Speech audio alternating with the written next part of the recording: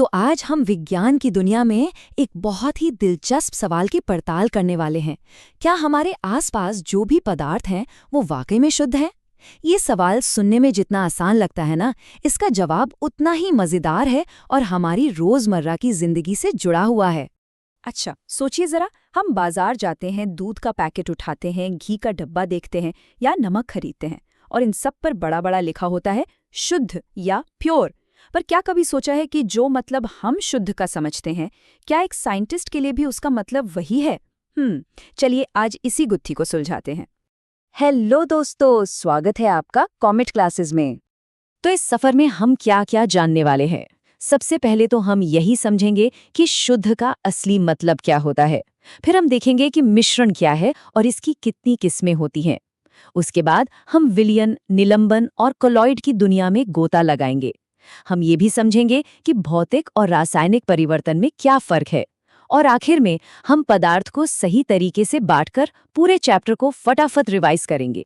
तो फिर देर किस बात की, चलिए शुरू करते हैं पहले टॉपिक से, शुद्ध का असली मतलब।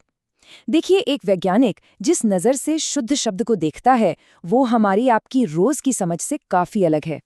साइंस की भाषा में कोई भी चीज शुद्ध तभी कहलाती है जब वो सिर्फ और सिर्फ एक ही तरह के कणों से बनी हो, मतलब उसके हर एक कण की केमिकल बनावट बिल्कुल एक जैसी हो। उदाहरण के लिए हमारा खाने वाला नमक, उसका साइंटिफिक नाम है सोडियम क्लोराइड। ये एक शुद्ध पदार्थ है क्योंकि इसमें सिर्फ सोडियम क्लोराइड के ही कण हैं।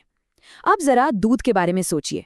हम तो कहते हैं शुद्ध दूध, लेकिन साइंस की नज़र में ये शुद्ध नहीं है। क्यों? क्योंकि दूध असल में पानी, फैट, प्रोटीन और भी कई चीज़ों का एक मिक्सचर है। तो इसका मतलब तो ये हुआ कि हमारे आसपास ज्यादातर चीजें जिन्हें हम रोज देखते हैं वो असल में शुद्ध पदार्थ है ही नहीं, वो तो मिश्रण है, मतलब एक से ज्यादा शुद्ध चीजों को मिलाकर बनी है। अब ये जो मिश्रण होते हैं ना, ये मोटे तौर पर दो तरह के होते हैं। एक होता है सममांगी मिश्रण और दूसरा विषमांगी। सममांगी मतलब जिसके सारे अंग समान हों, इसकी बनावट हर जगह से बिल्कुल एक जैसी होती है। जैसे पानी में नमक घोल दीजिए, क्या आप नमक को अलग से देख पाते हैं? नहीं ना, वो पूरी तरह घुल मिल जाता है। और दूसरा है विषमांगी मिश्रण। इसमें चीजें ठीक से घुलती मिलती नहीं हैं, बनावट अलग अलग दिखती है। सबसे बढ़िया एग्जाम्पल है पानी में तेल डालना।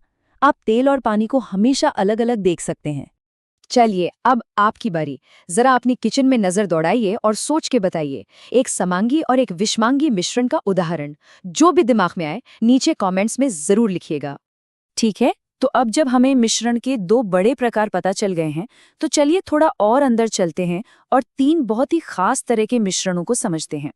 इनके नाम हैं विलयन, निलंबन और कोलॉइड। सबसे पहले बात करते हैं विलयन की, जिसे अंग्रेजी में सॉल्यूशन कहते हैं। ये एक सममांगी मिश्रण होता है। इसके कण इतने छोटे होते हैं, 1 नैनोमीटर से भी छोटे, कि आप उन्हें माइक्रोस्कोप से भी नहीं देख सकते। और क्योंकि कण इतने छोटे हैं तो वो लाइट को बिखेरते भी नहीं हैं।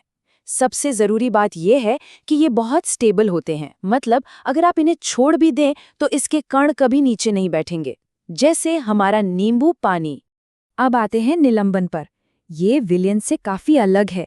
ये एक विषमांगी मिश्रण है। इसमें कण इतने बड़े होते हैं कि आप उन्हें अपनी आंखों से आराम से देख सकते हैं। और हाँ, ये लाइट को बिखेरते हैं, जिससे लाइट का रास्ता साफ साफ नजर आने लगता है। पर ये स्टेबल नहीं होते, मतलब अस्थायी होते हैं। अगर आप इसे थोड़ी देर के लिए छोड़ दें तो सारे कण धीरे धीरे नीचे बैठ जाएंगे।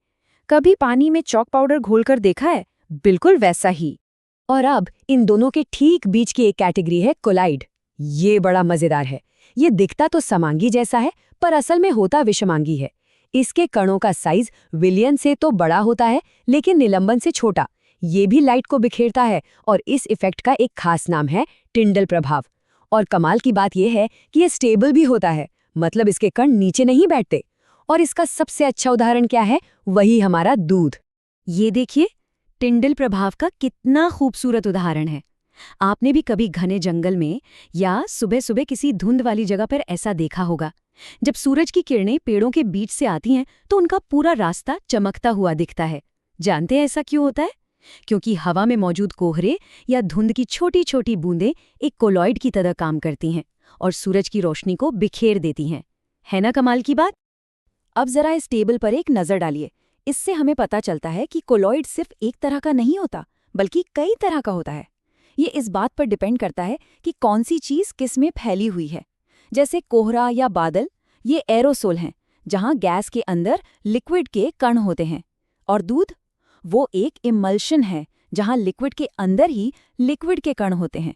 और ये सब देखकर एक बात तो साफ है, किसी ने सच ही कहा है, विज्ञान हमारे चारों ओर है।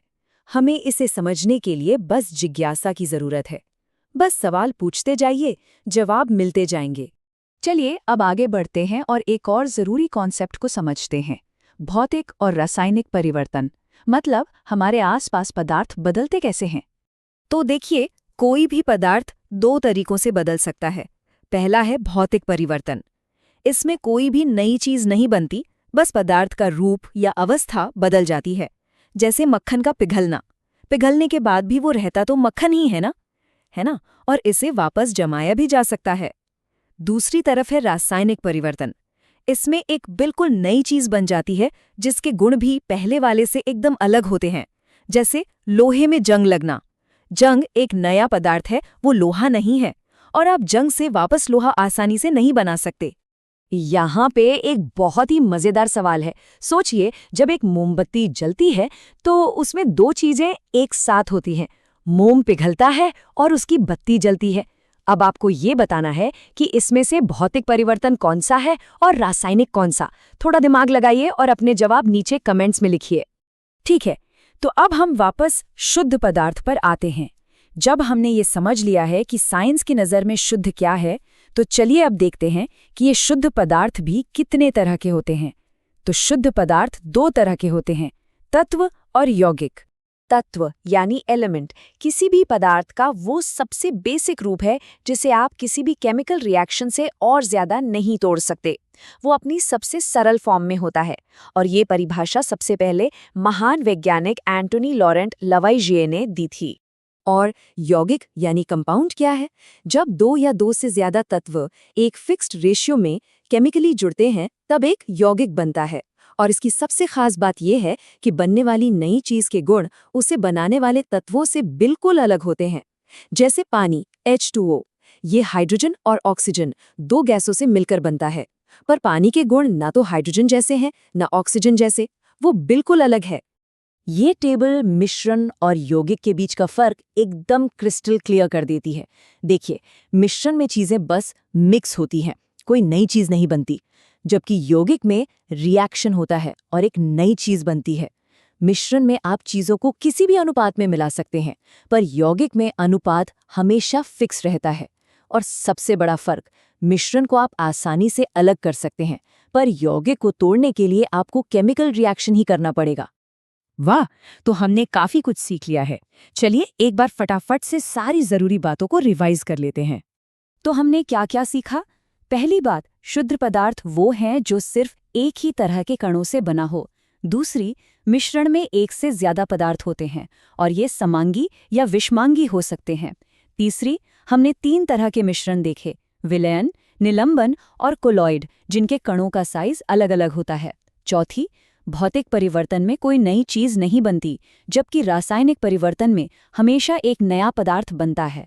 और आखिरी बात, शुद्ध पदार्थ 2 तरह के होते हैं, तत्व और यौगिक। और अब जाने से पहले आपके लिए एक आखिरी दिमागी कसरत। हमने आज जो कुछ भी सीखा है उसे इस्तेमाल करके बताइए, हवा जिसमें हम सांस लेते हैं वो एक मिश्रण है या एक यौगिक? और आपका जवाब जो भी हो उसका कारण क्या है? लगाइए अपना जासूसी दिमाग और अपने जवाब नीचे कमेंट्स में जरूर बताइए। तो दोस्तों, उम्मीद है आपको आज के इस सफर में मजा आया होगा। अगर आपको ये जानकारी अच्छी लगी तो प्लीज हमारे चैनल कॉमेट क्लासेस को लाइक, शेयर और सब्सक्राइब करना मत भूलिएगा। और हाँ, दूसरे एजुकेशनल चैनल्स की जानकारी के लिए आप आई बटन पर भी क्लिक कर सकते हैं।